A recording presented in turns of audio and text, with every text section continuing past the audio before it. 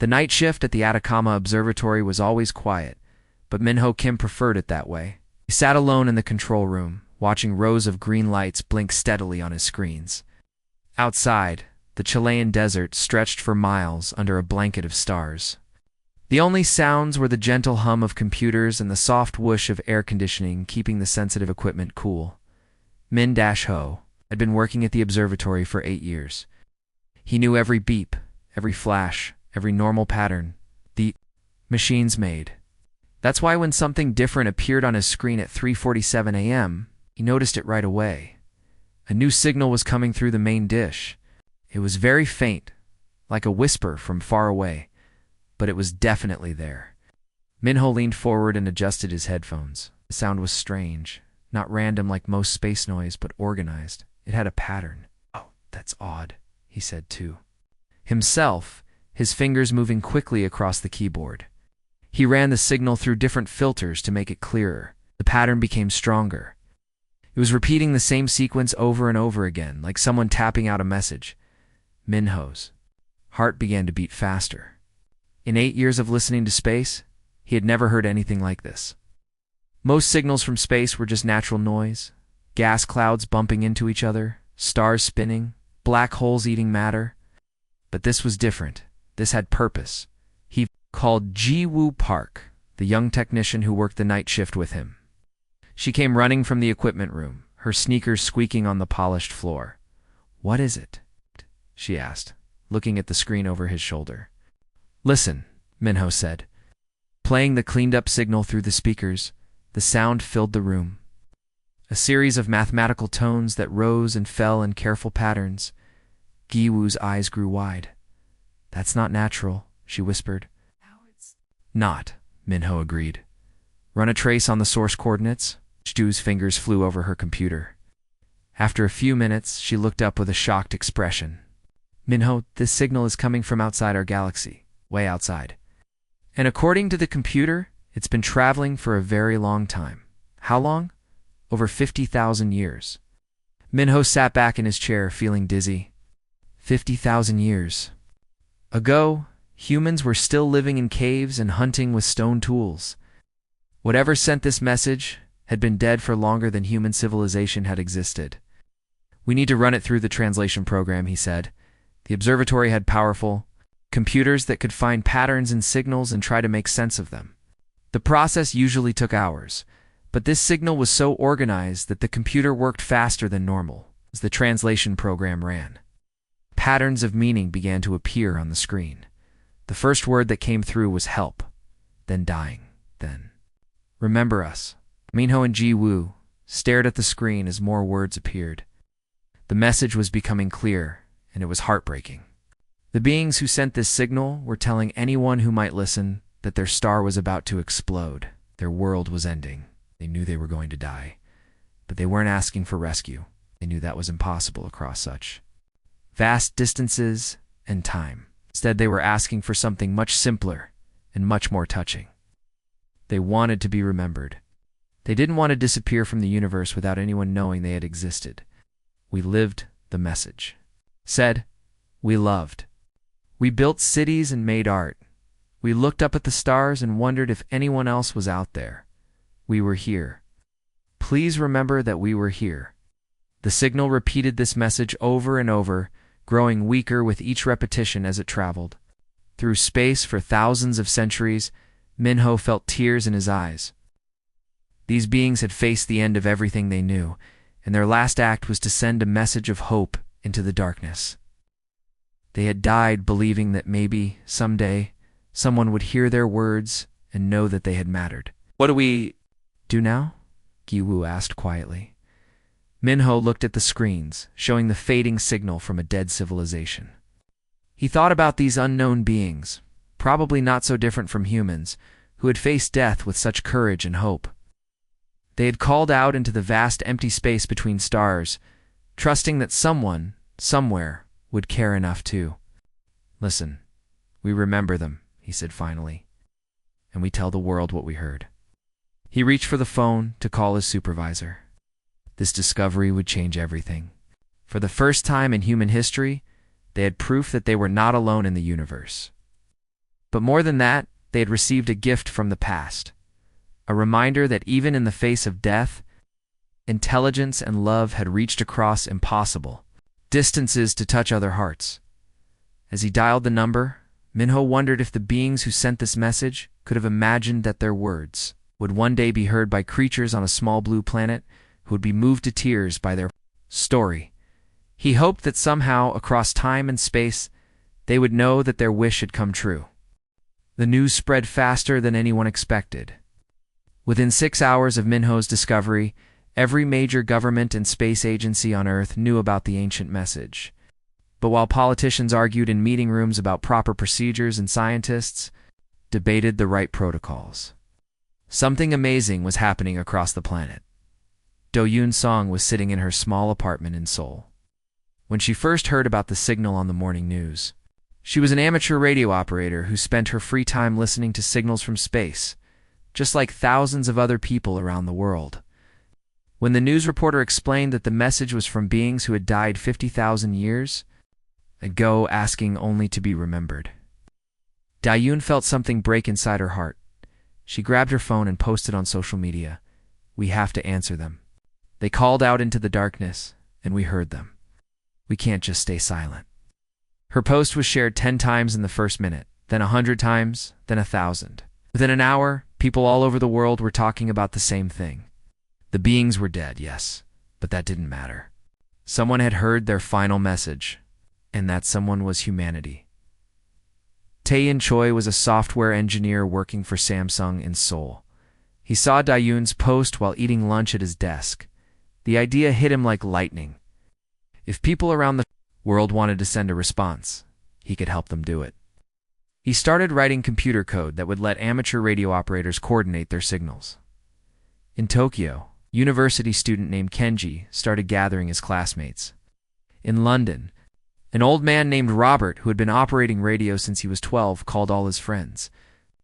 In New York, a group of scientists who worked at a research center began planning by evening.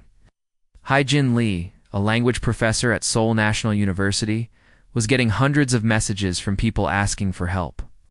They all wanted to know the same thing. What should humanity say in response? Jin worked through the night with other language experts around the world.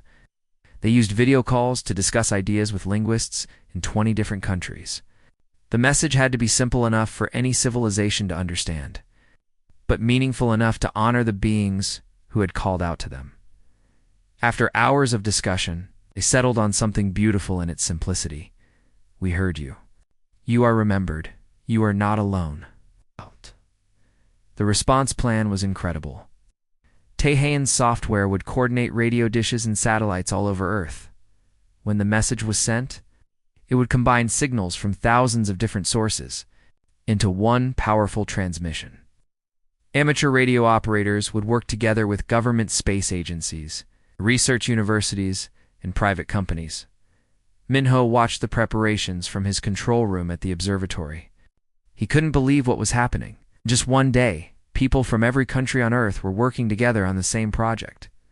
They didn't care about politics or borders or money. They just cared about answering a call for help that had traveled across time. Ji-Woo found him staring out the window at the radio dishes. "Are you okay?" she asked. "I keep thinking about them," Minho said. "The beings who sent the message. They probably never imagined that their words would bring so many different people together." "Maybe that's exactly what they hoped for," Ji-Woo replied. The transmission was scheduled for sunset, Chilean time. As the sun began to go down over the Atacama Desert, people all over the world were making final preparations. In her apartment, Do-Yoon checked her radio equipment one more time. In his office, Tae-Haen watched his coordination software connecting thousands of transmitters. In her laboratory, Hae-Jan read through the message again, making sure every word was perfect. At exactly 6:30 p.m., the signal began. From radio dishes in Chile to satellite stations in Kazakhstan, from amateur radio setups in suburban bedrooms to massive government transmitters, humanity spoke with one voice. The message traveled toward the coordinates where the original signal had come from. Everyone involved knew the civilization was long dead. The star had probably exploded thousands of years ago. There was no one left to receive the message, but somehow that didn't matter. What mattered was that when someone had called out into the empty darkness of space, asking only to be remembered, another species had heard them and answered. Across impossible distances and unthinkable amounts of time, one group of intelligent beings had reached out to comfort another. Minho stood in his control room and watched the transmission data scroll across his screen. Numbers and graphs showed the message leaving Earth's atmosphere and beginning its long journey through space. In that moment, he felt prouder to be human than ever before. Around the world, thousands of people were experiencing the same feeling. They had done something that had never been done before in human history. They had received a message from another civilization, and they had responded not with fear or suspicion, but with love and compassion. As the transmission ended and the equipment powered down, many people stayed at their stations for a while longer. They looked up at the stars and thought about the beings who had sent that original message. Those beings had died believing that maybe, somewhere in the universe, someone would hear their words and care. They had been right. 6 months passed quietly after humanity sent their message into space. Minho had returned to his normal routine at the observatory, though he still thought about that night often. The world had moved on to other news, but scientists kept watching the skies, hoping for something more. Then everything changed. It started at the Beijing Observatory. Sujin Lim was working the early morning shift when her instruments detected something impossible. She called her supervisor, then called observatories around the world. Within an hour, every major telescope on Earth was looking at the same area of space. Something was moving toward Earth at incredible speed. It's not just one thing, several objects, traveling faster than anything humans had ever seen. The objects were moving at 97% the speed of light. Should have been impossible for anything with solid matter. Minho's phone rang at 4 a.m. It was the director of the observatory, and his voice was shaking. Minho, you need to get here right now. Those coordinates you found 6 months ago, something is coming from that exact location. Minho drove through the desert faster than he had ever driven before. When he reached the observatory, he found Ji Wu and a dozen other scientists crowded around the main computer screens. Everyone was talking at once. Look at this, Ji Wu said, pointing to a screen full of numbers. The trajectory matches perfectly, same coordinates as the original signal, but something is traveling toward us. How many objects? Minho asked. At least 12, maybe more. They're big, too. Really big. Minho stared at the data. His heart was pounding so hard he could hear it in his ears. After 6 months of silence, something was responding to humanity's message. But that was impossible. The original signal had been 50,000 years old. Any civilization that sent it should have been dead for thousands of years. The objects took 3 days to reach Earth's solar system. As they got closer, telescopes around the world got clearer pictures of them. The ships, because they were definitely ships, looked like nothing humans had ever imagined. They were made of something that looked like crystal, but crystal that bent light in strange ways. Each ship was several kilometers long and seemed to glow with its own inner light. When the first ship reached the edge of the solar system, it stopped. Then it began transmitting. The signal came through on the exact same frequency as the original distress call from 50,000 years ago. Minho was listening when the transmission started. The sound filled the control room, not the desperate, fading message they had received before, but something strong and clear and completely alien. Borkong, the quantum linguistics expert who had joined their team, worked frantically to decode the incoming message.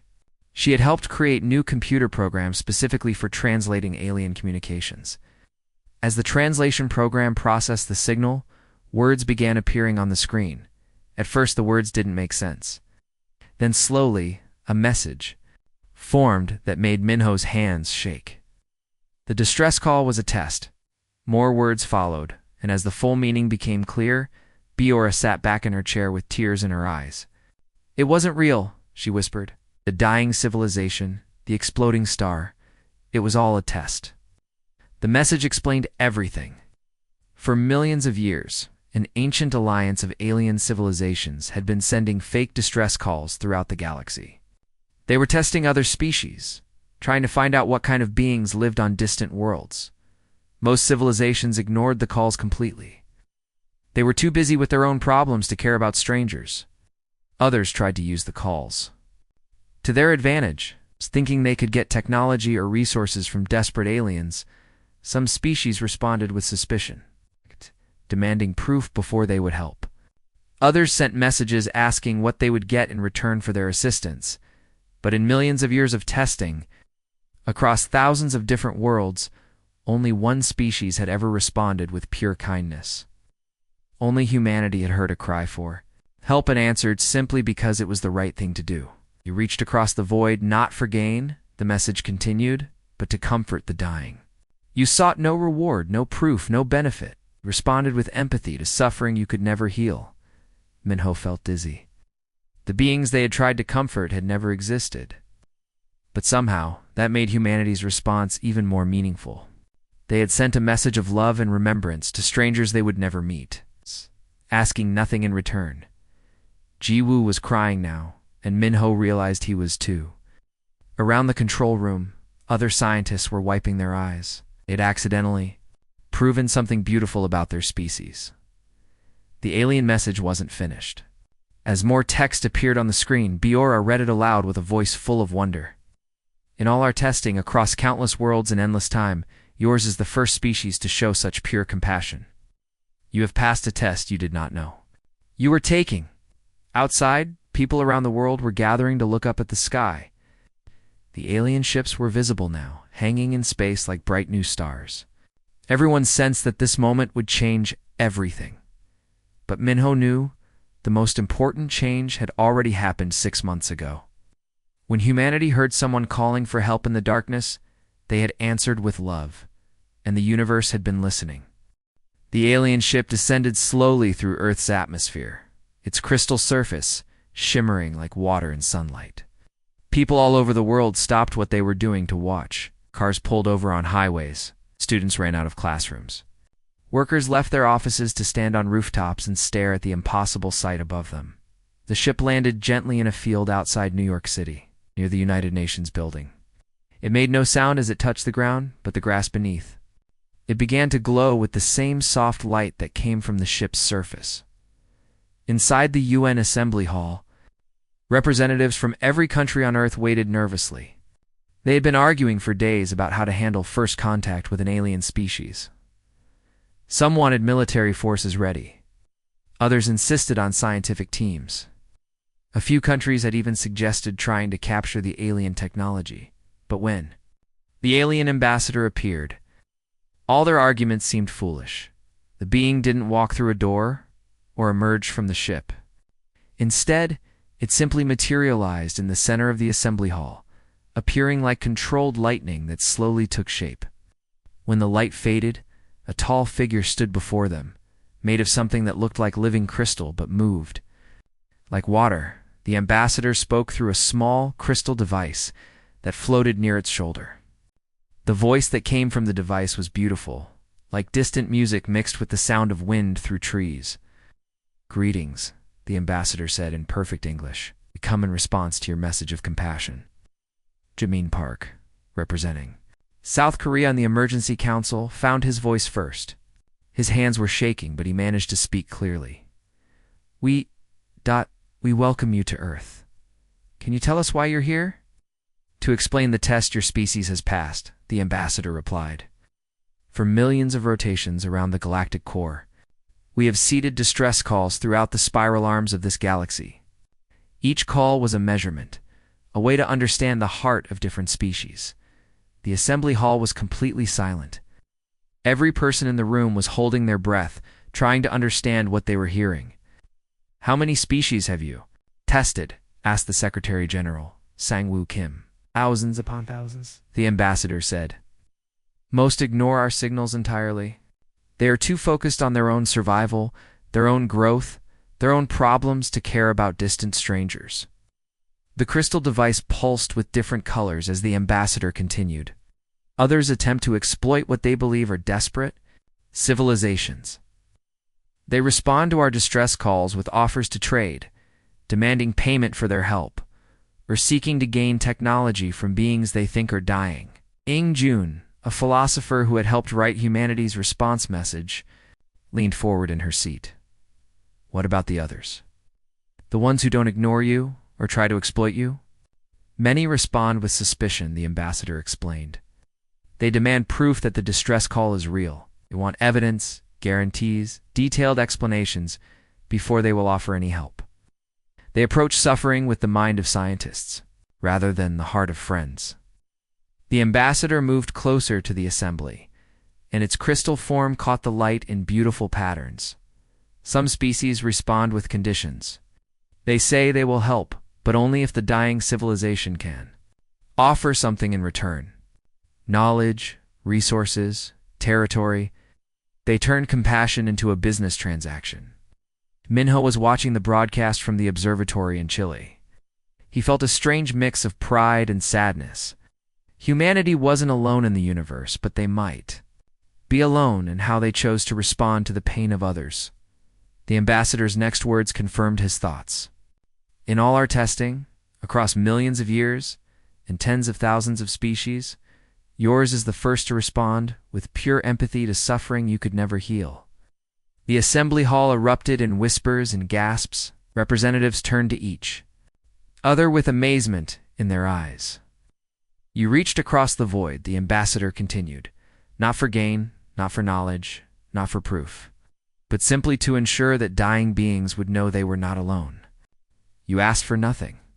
You expected nothing. You simply cared. Yonji felt tears running down her cheeks. Around the hall, other representatives were crying too. They thought they were just being human, just doing what felt right. They'd never imagined they were proving something special about their entire species. Your message said, "We heard you. You are remembered. You're not alone," the ambassador quoted. These words contain more wisdom than libraries full of science, more strength than the mightiest weapons, more value than all the treasures in space. The crystal device pulsed brighter. It proved that intelligence can grow beyond selfishness. That a species can evolve, not just larger brains, but larger hearts.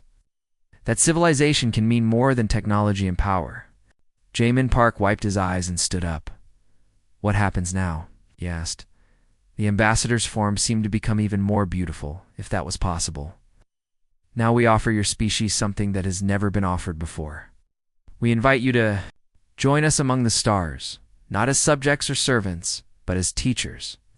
For in all our travels, we had nearly forgotten what pure compassion looked like. The assembly hall fell silent again, but this time the silence was full of wonder instead of fear. Humanity had passed a test they never knew they were taking, and the prize was greater than they had ever dared to dream. The Crystal Ambassador stood in the center of the United Nations Assembly Hall, its form shifting and glowing like captured starlight. Every person in the room felt the weight of this moment.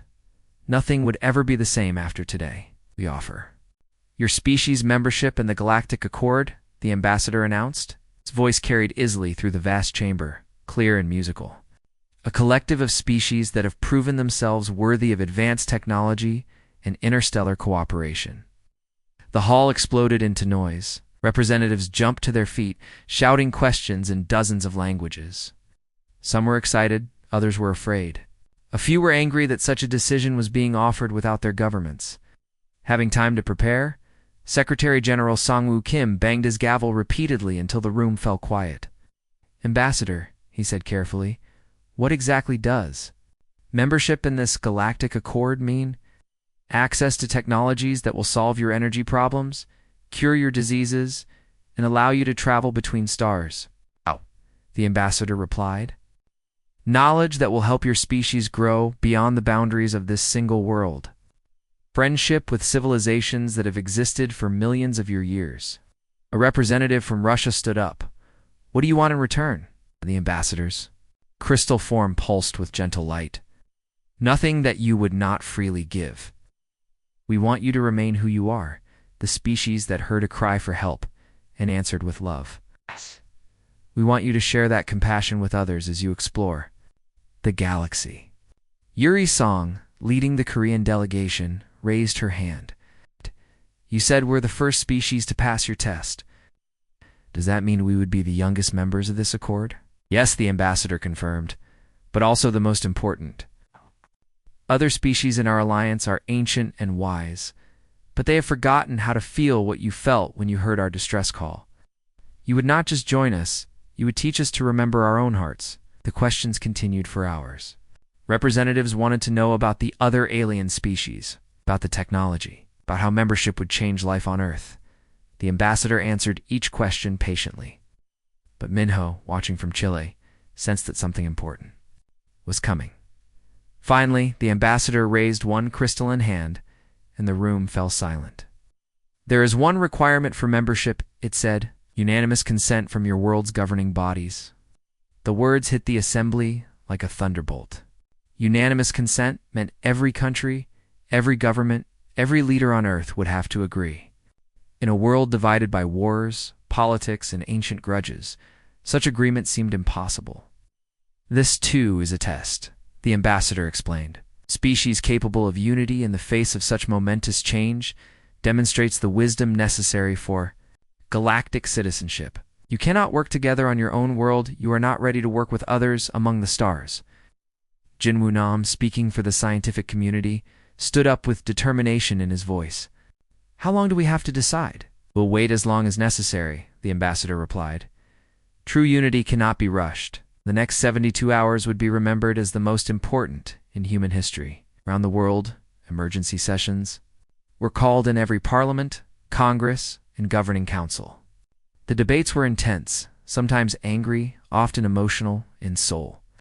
Yuri Song worked 18-hour days calling leaders from around Asia. She reminded them of humanity's response to the distress call. We proved we can work together when it matters, she argued. This is when it matters most. In Washington, politicians argued late into the night. Some worried about losing national sovereignty. Others feared that alien technology would upset the balance of power between countries. But slowly, as the hours passed, a different voice began to emerge. An old congressman from Texas surprised everyone when he stood up and said, My granddaughter was 7 years old when we sent that message to the aliens. She stayed up past her bedtime to watch the transmission on TV. When I asked her why it was important, she said, because they were sad and far from home, Grandpa. Just like sometimes I feel if a 7-year-old can understand what we should do, maybe we adults should. Stop making it so complicated. Similar conversations were happening everywhere. Moscow, Beijing, London, Cairo, Snow, Palo, and hundreds of other cities. Leaders were remembering why humanity had answered that distress call in the first place. Min-Ho watched the news coverage from his control room where it all began. Ji-woo sat beside him, both of them exhausted from 3 days without sleep. Do you think we'll do it? She asked. Do you think every country will agree? Before Minho could answer, his phone rang. It was Yuri Song, calling from New York. Minho, she said, and he could hear the excitement in her voice. The vote is about to begin. Every delegation is ready. We're going to make history. The final vote took place in the same assembly hall where the ambassador waited patiently. One by one, representatives from every nation on Earth stood up and cast their vote. Some spoke long speeches about the future of humanity. Others simply said yes and sat down. When the last vote was counted, Secretary General Song-Woo Kim looked at the crystal being who had started it all. The decision is unanimous, he announced. Humanity accepts your invitation to join the Galactic Accord. Ambassador's form blazed with beautiful light, and for the first time, something that might have been joy entered its musical voice. Welcome to the larger family, it said. The stars are waiting.